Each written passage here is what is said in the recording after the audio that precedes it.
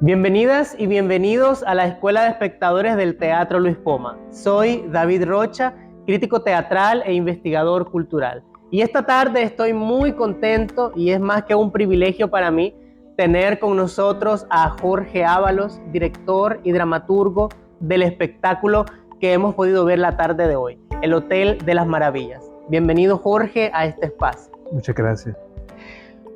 Hablábamos fuera de cámara, ¿verdad? Y en otros momentos también hemos podido conversar, y yo que he seguido un poco desde que vine al país tu trayectoria como dramaturgo, que El Hotel de las Maravillas cerraba, ¿verdad?, una trilogía de textos y de puesta en escena que ahondaban sobre temas profundos, temas sensibles, temas tabúes, traumas, como vos mismo lo decís. ¿Cómo fue ahora, digamos, que se empieza a cerrar, por decirlo de alguna manera, este ciclo? ¿Cómo ha sido ese proceso desde Ángel de la Guarda, pasando por la Canción de Nuestros Días, hasta llegar al Hotel de las Maravillas? Bueno, para mí ha sido sanador en el sentido de que yo escribo otros géneros literarios. Yo escribo poesía, yo escribo cuento. Y, por ejemplo, cuando uno escribe poesía, uno no solo está tratando de decir algo, tratando de expresarse, pero uno también está trabajando con la filigrana de la palabra en un nivel muy artesanal, ¿verdad? Como si estuviéramos haciendo una joya. Entonces, hay un gran placer en hacer eso. Y cuando uno escribe un cuento, el cuento es muy redondo, se cierra, ¿verdad? Entonces, uno es como una palomita y uno la deja ir, ¿verdad? Pero escribir teatro es abrirse una herida y no se cierra hasta que la obra se representa, ¿verdad? Porque los personajes han nacido, pero todavía no han, o sea, uno les ha dado forma, pero todavía no han cobrado vida, ¿verdad? Es un proceso, es una cuestión muy extraña, pero es parte de la psicología también del autor. Y entonces para mí ha sido muy difícil porque El Salvador es un país que ha vivido mucha historia y mucho trauma. O sea, somos carne de psiquiatras en El Salvador en realidad, ¿verdad? Entonces, pero nunca nos lo admitimos y no nos damos cuenta de eso hasta que vamos a otros países donde hay mucha paz en la sociedad, ¿verdad? Donde hay donde todo es tranquilo y uno dice, ¿cómo es posible esto, verdad? ¿Cómo es posible? Entonces sí he trabajado temas que son muy duros y lo que unifica un poco estos tres temas es que para mí estas cosas que se viven como que tienden a ser traumáticas, y comencé con Ángel de la Guarda que estaba inspirado en el caso de Katia Miranda. Entonces obviamente Katia Miranda era una niña muy pequeña, entonces yo no podía hacer una obra sobre una niña tan pequeña, entonces hice una obra sobre alguien como Katia Miranda, como alguien que había sufrido algo parecido, pero que había sobrevivido y había llegado a convertirse en una mujer adulta. Entonces, ¿cómo enfrentaba eso? Entonces, lo que me di cuenta mientras escribía esa obra, de la gran importancia que tiene articular, ¿verdad?, nuestras experiencias. Entonces, en El Salvador aprendimos por mucho tiempo a no hacer eso. Aprendimos a no articular nuestras experiencias emocionales, lo que vivíamos en el día a día. Es decir, durante la guerra, siendo tan obvio que estábamos viviendo un proceso de guerra, nadie decía guerra. Nadie podía decir la palabra guerra. La gente decía la situación, ¿verdad? Claro, y es una manera también de silenciar y de tratar de olvidar ese trauma que está vigente y que está sucediendo. Sí, pero por ejemplo, a nivel personal nosotros no podemos negar esa historia que de alguna manera está trabajando en nuestro subconsciente. Si nosotros tenemos un monstruo, cualquiera que sea, ese monstruo va a estar en el subconsciente y ahí va a estar todo este tiempo. Entonces nosotros tenemos que enfrentarlo, no importa lo que sea, ¿verdad? Porque también no necesariamente es un trauma, sino que podría ser una parte muy dolorosa de la vida, ¿verdad? No poder. Por ejemplo, aquí en El Salvador, alguien se muere un pariente y lo primero que la gente le dice a uno es, sé fuerte. Vos podés ser fuerte. ¿Cómo? Entonces, básicamente lo que hemos aprendido en El Salvador es no darle lugar a las emociones reales. Todos tenemos sentimientos, todo el mundo anda trabajando con los sentimientos porque tristeza, alegría y todo eso, pero las grandes emociones, la felicidad, ¿verdad? El dolor, pero el dolor que se llama pena en cualquier otro país del mundo, más en El Salvador, porque aquí pena significa vergüenza, ¿verdad? Es increíble eso, cómo nosotros hemos ido retorciendo las palabras porque no aceptamos que signifiquen lo que realmente significan las palabras. Es decir, en El Salvador la razón por la que le decimos pena a la vergüenza, el niño que penoso es, ¿verdad? Cosas así.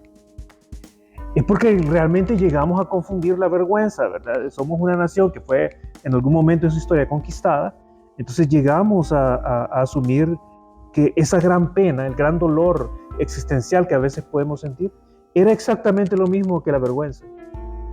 Entonces, nosotros tenemos que aprender, y por eso me importa mucho cuando escribo teatro o cualquier cosa, que la palabra sea lo más precisa posible, ¿verdad? Entonces, porque necesitamos aprender a hablar de la manera más precisa posible. Necesitamos aprender a articular bien las cosas, porque eso sí trae paz, eso sí trae, eso crea un espacio para que podamos dialogar, por ejemplo, para que podamos resolver problemas, ¿verdad? Pero siempre, cada ser humano de alguna manera, tarde o temprano va a ser conflictuado. Y puede ser una cosa muy sencilla, no es necesariamente necesario que sea un gran trauma, puede ser un niño que se sentía solo, o alguien que cuando los papás se mudan de un lugar a otro, el niño está en un nuevo colegio, no se puede adaptar, ¿verdad? Si nosotros no podemos articular eso, ¿verdad? Si no podemos hablar con el niño sobre esto, o sea, ¿qué te pasa? ¿Qué te preocupa, verdad? Si el niño no puede decirlo, ¿verdad? Se puede profundizar ese sentimiento de incapacidad de adaptación, por ejemplo. Entonces, ¿qué pasa? Y entonces cuando ya nos enfrentamos a grandes problemas, entonces está el caso de Katia Miranda. Entonces, por ejemplo, me di cuenta con el caso de mi segunda obra que se presentó aquí en el POMA, que era La canción de nuestros días. Quería hablar sobre, por ejemplo, el tema de la masacre del Mozote. Si yo les digo, miren, vamos a hablar sobre el tema de las masacres, nadie hubiera venido al teatro. Incluso con Ángel de la Guarda, ¿verdad? No era sobre Katia Miranda. Yo creo que si lo hubiera dicho en aquel momento, nadie hubiera venido al teatro. Si les hubiera dicho, esta obra no se anuncia como una obra que... De hecho, el aspecto traumático que dio origen a esta obra se menciona en los últimos 5 minutos de la obra, ¿verdad? En los últimos 10 minutos. Entonces yo también tengo que crear un universo diferente, ¿verdad? ¿Cómo creo un espacio seguro para que podamos hablar de estos temas que pueden ser tan fuertes? Entonces yo tengo que tomar estos temas y, por ejemplo, en el caso de las masacres, ¿verdad? En El Salvador ocurrieron masacres, ¿verdad? Realmente ocurrieron, ¿verdad? Entonces, donde llegaron, en el caso de la masacre de Mozote, ahí fueron asesinadas 1.200 personas. 1.200 en un lapso de una semana. Entonces es difícil oír cosas así, es muy difícil oír cosas así, pero esto sí ocurrió, ¿verdad? Está documentado por medicina legal, etcétera, ¿verdad? Pero como hablamos de esas cosas, yo no hablo de una masacre, en mi obra no hablo de una masacre, lo que hago es que recreo la vida en un pueblo hermoso, ¿verdad? De al norte de Morazán, antes de la guerra. De tal manera que cuando la guerra llega, que los jóvenes la ven a lo lejos, ¿verdad? Que está realmente llegando la guerra. Nosotros ya comprendemos qué es lo que va a suceder. Y hasta nos rompe el alma por esto, ¿verdad? Porque entonces hemos conocido a la población de ese lugar. En el caso de Katia Miranda era lo mismo, conocíamos el personaje y lo veíamos a través de prismas de conciencia, ¿verdad? En el caso de esta obra... Antes de entrar a esa obra, espérame un segundito, quisiera poder retomar justamente lo que vos decías anteriormente y es el artificio de la palabra y la palabra precisa. Cuando yo veo tus espectáculos, al menos los 3 los he visto, Ángel de la Guarda en video y La canción de nuestros días en presencial, creo que hay una distinción dentro de tu teatro, dentro de tu dramaturgia que la quiero destacar desde 2 maneras. Primero, una cuestión de gusto, ¿verdad? Como persona, más allá como crítico teatral. Y es que tu teatro tiende a poner en escena, pone en escena esas cosas que todos sabemos, pero de las que no queremos hablar. Y lo hace, y aquí viene, ¿verdad? Mi percepción técnica con un alto artificio dramatúrgico. Es decir, no es una cuestión que llega al panfleto político, porque no lo es, ¿verdad? Como muchas veces estamos acostumbrados en otro tipo de dramaturgia, sino que explora en esa profunda humanidad, como en la canción de nuestros días, como bien acabas de contar brevemente la anécdota. Es decir, nosotros nos comprometemos con los personajes, nosotros como audiencia estamos viviendo esa pasión, ese deseo, esa jovialidad de estas mujeres de un pueblo, ¿verdad? Del oriente de El Salvador, pero de pronto, y esto es un recurso también que se repite en las obras, y es, hay una situación, hay un suceso que lo cambia todo radicalmente, y lo cambia todo diametralmente, y es como un púmbata, ¿verdad? Y es como un balde de agua fría que nosotros no nos esperamos, pero que refleja una de las aristas prismáticas desde la que Jorge Ábalos ve estas situaciones y ve y transforma esta realidad en teatro. Exactamente, muy bien, muy bien, muy bien explicado. En el caso del Hotel de las Maravillas, por ejemplo, para ya situarnos en el espectáculo, creo que el texto, ¿verdad?, tiene un espesor, ¿verdad?, bastante profundo, y que yo siento que todavía en la puesta en escena, ese espesor dramatúrgico, ese espesor textual, tiene todavía ciertas tensiones. Siento que todavía no encuentra ciertos mecanismos de anclaje. ¿Cómo es en este caso vos mismo pasar, ¿verdad?, del texto a la puesta en escena, y el trabajo con los actores, que como bien decís, es decir, ya no es un trauma, o ya no es una situación, o ya no es una voz solo tuya, sino que encuentra, ¿verdad?, otros ecos en las interpretaciones y por supuesto en las audiencias? Así es. Cuando decís espesor, es que son términos técnicos que a veces usamos cuando, digamos, se hable de análisis literario, ¿verdad? Entonces, espesor es un poco como cuando en el colegio nos explicaban los estratos de la Tierra. ¿Se acuerdan? Que si uno corta la Tierra, tiene varias capas. Hay varias capas y varios colores, ¿verdad? El espesor, yo sí creo, las obras que escribo sí tienen cierta complejidad. De hecho, hay mucha más complejidad de lo que sale en una sola puesta en escena. Entonces, las trabajo con bastante detalle, pero una de las cosas que vos puedes ver, bueno, está primero esa distancia que se crea. Yo creo que tienes toda la razón cuando hablas de cuando ya entran los otros artistas, etcétera, ¿verdad? Entonces los actores le dan otra voz. Esas voces de los actores, en mi caso, como soy un autor vivo trabajando con los actores, incluso puede influir lo que yo he hecho. Me doy cuenta de errores o cosas así. Claro. Entonces, y también lo que a veces los actores me podrían señalar contradicciones, etcétera, ¿verdad? Pero en general, el texto ya para la puesta en escena se convierte en un punto de partida y en un punto de llegada también, porque en algún momento nos perdemos. Parte del trabajo de dirigir y de hacer una puesta en escena es perderse. Que también es una manera de producción diferente de la poesía y de la narrativa. Es totalmente distinto. Además es permitir estas otras voces, ¿verdad? Entonces, porque nos perdemos, porque cuando vemos, sobre todo cuando uno está eligiendo actores, no teníamos, por ejemplo, al personaje de la muerte, ¿verdad? ¿A quién vamos a elegir para esto? Es decir, el casting hubiera determinado cómo iba a aparecer el personaje en escena. Si hubiera sido otra actriz, habría sido completamente distinto, ¿verdad? Por la actriz que elegimos, ¿verdad? Elegimos un camino particular, ¿verdad? Y tuve que trabajar con ella de manera muy particular. Además es cantante, no es una persona naturalmente física, ¿verdad? Ella es cantante. Entonces, pero me gustó, yo cuando la vi en el casting me gustó que tenía cierta torpeza física, ¿verdad? Cuando apareció en el casting, yo dije, yo podría usar eso, ¿verdad? Claro que además es otra visión de la muerte, o sea, otra representación de la muerte, ¿verdad? Sí, porque no tenía que ser la muerte solo por si no lo recuerdan o por si no lo saben. Es un ángel, no es un demonio, es un ángel entre los arquetipos de la religión y en todas las religiones. que tienen en el judaísmo, cristianismo, en la religión musulmana también. La muerte es un ángel, de hecho es un arcángel, es uno de los 4 arcángeles. Entonces está haciendo una función que es muy importante. Y el hecho de que la vida tenga estos límites, ¿verdad? Son importantes porque en teoría esto es lo que nos da el espacio para la búsqueda de significado en las vidas, ¿verdad?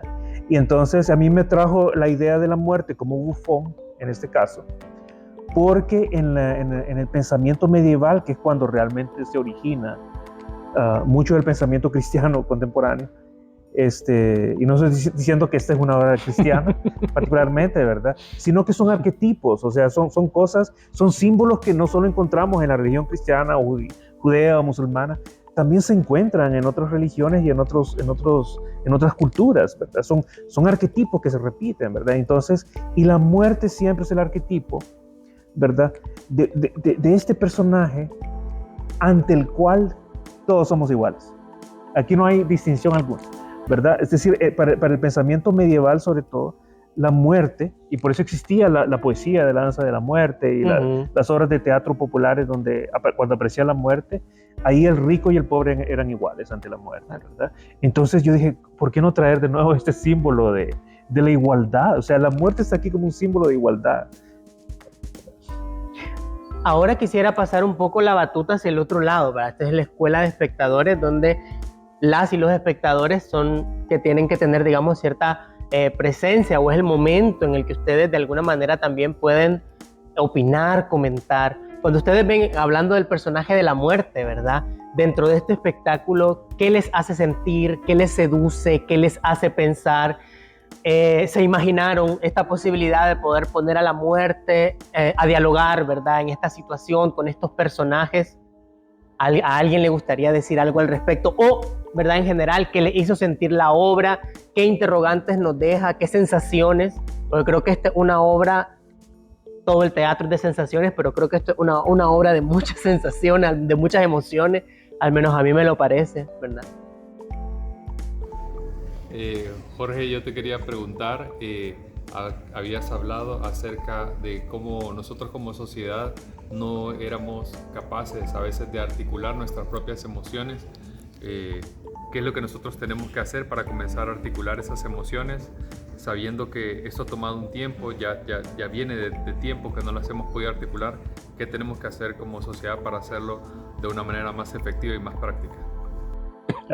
Esto es una cosa donde es algo esta es una de esas cuestiones donde tenemos que estar conscientes de que esto está pasando, de que sí hay un problema, de que a veces no decimos las cosas de manera directa, ¿verdad? No sabemos articularlas bien. Existen razones históricas también para esto. Hay descripciones históricas donde los curas no podían hacer que la gente les dijera las cosas de manera directa, ¿verdad? Entonces sí hay raíces históricas muy profundas en esto.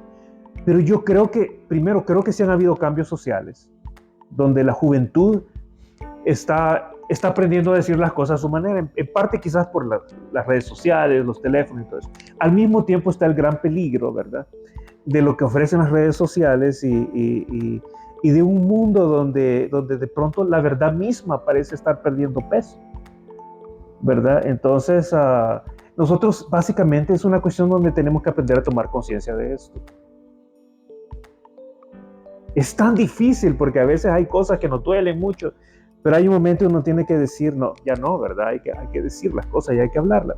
Entonces comienza primero como una conciencia individual, pero también como un reclamo, ¿verdad? Que nuestras instituciones nos digan la verdad, que los servicios que recibimos nos hablen claramente, ¿verdad? Hasta hemos creado leyes para estas cosas, ¿verdad? Entonces, son cosas que tenemos que integrar a nuestras instituciones, a nuestras prácticas, a nuestras vidas, ¿verdad? Y también yo creería, sumando un poco a lo que decís, aquí viene también lo que mucha gente llama la función social del arte, o desde donde el arte dialoga. En este caso, ¿verdad? El teatro como un espacio de eco, como un espacio donde también la audiencia se siente y se ve representada, desdoblada, también interpelada, y que ese espacio, ¿verdad?, de convivencia entre artífices y espectadores también produce ese poder hablar de otras maneras, pero también ese poder hablar. Sí, yo recuerdo que cuando presenté la canción de... Ángel de la Guarda, yo recuerdo que vinieron ONGs y decían, bueno, el tema es tan importante, pero ¿por qué la obra no habla de esto? Porque la gente se sentía conmovida por la obra, incluso chocada por la obra, era una obra muy dura. Pero las ONGs decían, pero ¿por qué no articular esto? ¿Por qué no castigar al hombre? ¿Verdad? Porque no era sobre eso, era sobre la transformación, sobre la capacidad de la persona que había sufrido un trauma de poder articular y de seguir adelante, de poder decir lo que le había, de poder contar su propia historia, ¿verdad? Entonces en ese momento yo me quedé pensando en eso y si yo no podría haber escrito una obra donde mi propósito era, bueno, ¿cómo castigo al culpable? Porque eso no es, ¿verdad? Yo también he sido periodista, entonces sí he hecho eso. Yo he hecho eso de investigar gente, de investigar corrupción, yo lo he hecho, ¿verdad?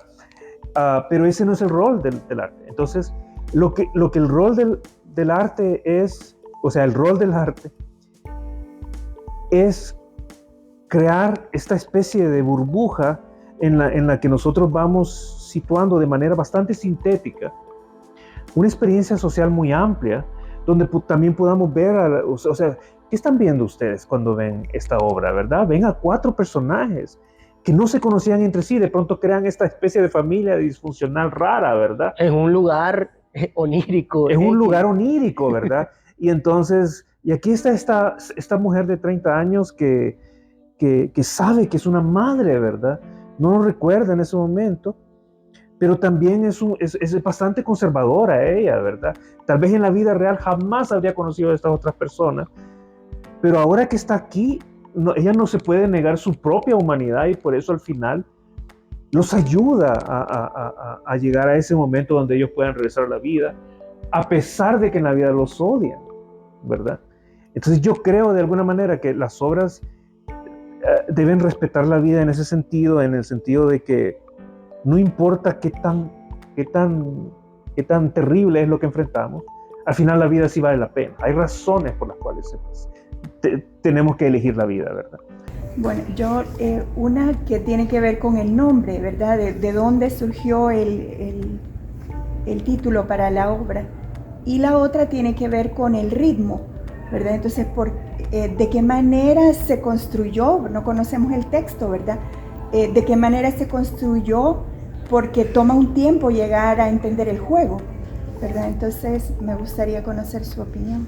El Hotel de las Maravillas, en realidad, la noción se me ocurrió junto con la noción de este espacio onírico, como lo llamaste tú, ¿verdad?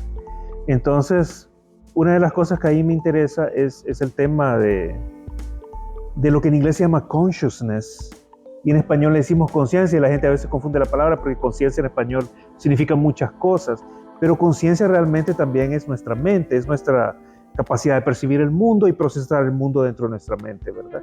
En realidad toda la realidad que nosotros vemos y sentimos, la traducimos primero a nuestra mente, ocurre en nuestra mente. Y una de las preguntas claves acerca del tema de la conciencia es si somos libres.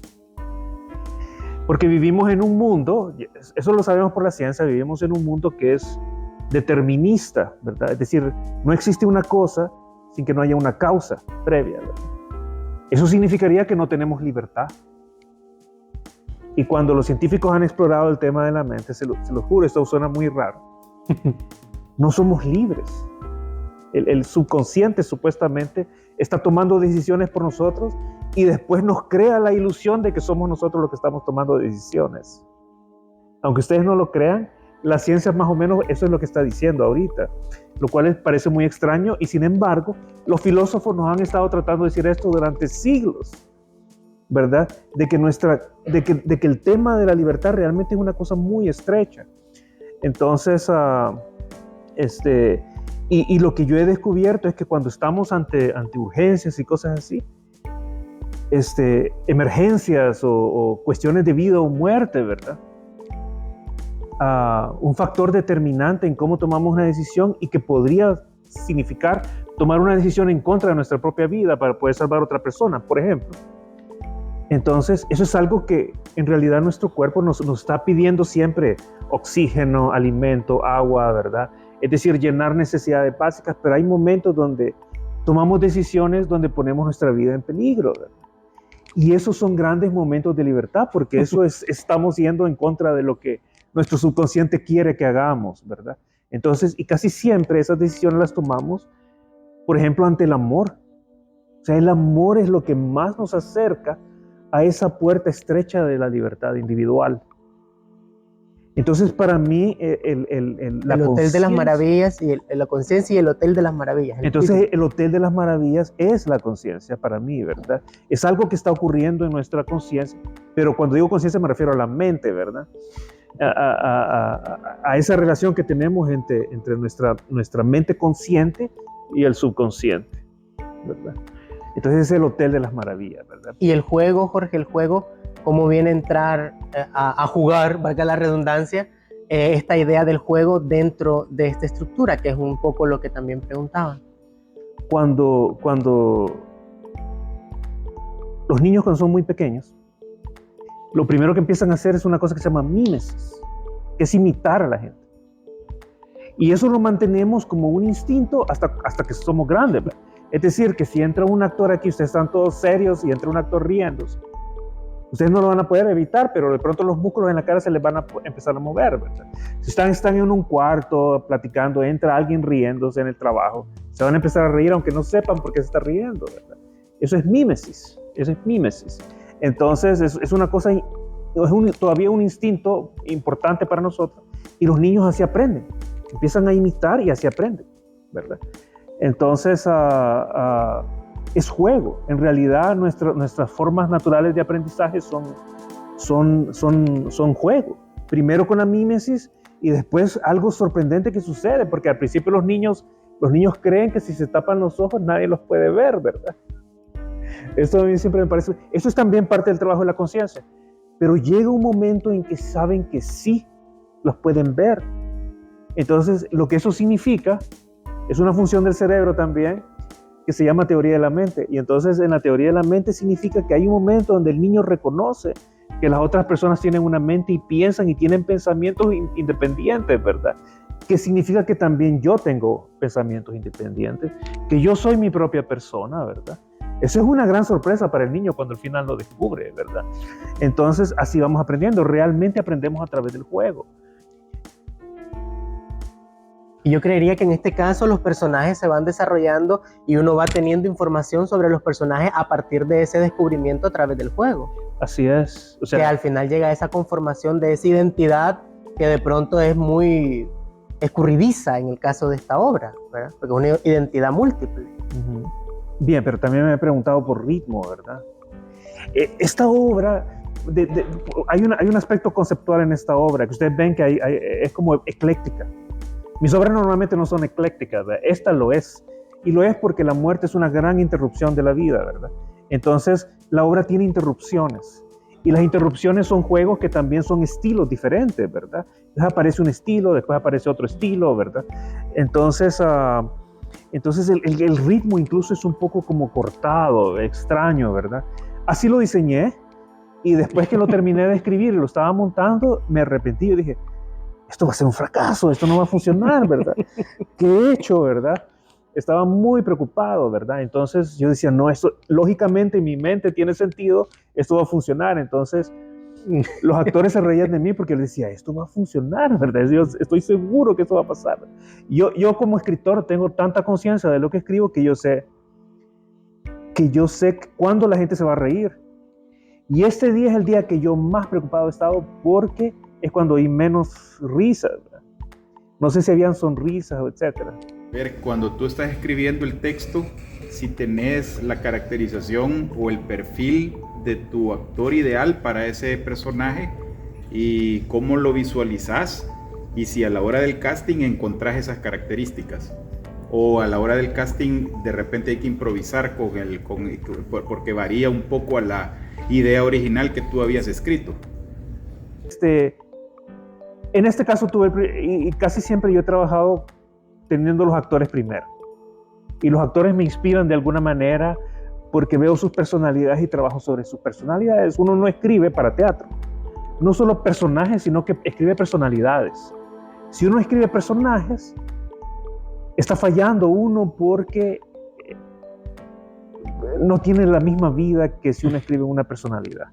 Entonces, porque si hay contraste entre las personalidades, la obra va a ser mucho más dinámica. O sea, ¿qué más contraste puede haber entre las personas que están aquí en esta obra, verdad? Entonces, pero tuve el privilegio de trabajar con actores desde el principio, desde antes que empezara a escribir la obra. Y tomé decisiones acerca de lo que iba a escribir basado en los actores que tenía. Bien, con esta respuesta cerramos este diálogo, este espacio que se nos ha hecho cortito para tanto de lo que nos gustaría hablar y decir. Me quedo con la idea de una dramaturgia, de un dramaturgo que en mi criterio, ¿verdad? En mi criterio informado, y esto lo he sostenido en privado, yo creo que es la primera vez que lo voy a decir en público, que es uno de los dramaturgos que mejor sabe utilizar el artificio y la técnica escritural para la escena en este país. Y cuando veo tus espectáculos, cuando veo tus obras, me da mucha alegría, ¿verdad? Lo voy a decir así subjetivamente, no técnicamente. Me da mucha alegría poder tener sobre el escenario este tipo de espectáculos, no solamente por los temas, sino por el artificio teatral, el artificio de la palabra y el artificio de la escena, que creo que una vez más nos abren caminos, nos abren paradigmas, nos abren otras posibilidades de hacer y de comprender el teatro. Muchísimas gracias a ustedes que se quedaron aquí con nosotros y nos vemos en otra escuela de espectadores. Gracias, Jorge. Muchas gracias.